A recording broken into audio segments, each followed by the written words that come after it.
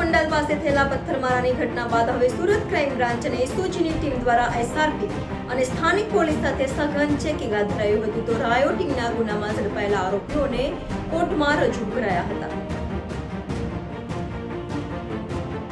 સુરતના લાલગેટ પોલીસ મથકની હદમાં વરિયાવી બજાર પાસે નાના બાળકો દ્વારા ગણેશ પંડાલ નજીક કરાયેલા પથ્થરમારાની ઘટના બાદ અસામાજિક તત્વોએ શહેરને બાનમાં લીધી હતી અને ત્યારબાદ રાયોટિંગ સહિતની ઘટના બની હતી. વાહનોમાં તોડફોડ, આગજની સહિતના બનાવો બન્યા બાદ ત્વરિત પોલીસે કડક હાથે કામગીરી કરી વાતાવરણને શાંત કર્યું હતું.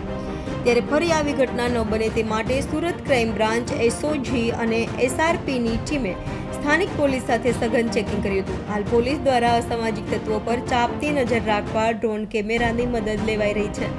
તો પોલીસ ચોકી પરથી અસામાજિક તત્વોએ શરૂ કરેલા આતંક બાદ બનેલી પથ્થરમારાની ઘટનામાં પોલીસે રાયોટિંગનો ગુનો નોંધી 28 જેટલા આરોપીઓની અટકાયત કરી હતી, જેઓને કોર્ટમાં રજૂ કરાયા હતા.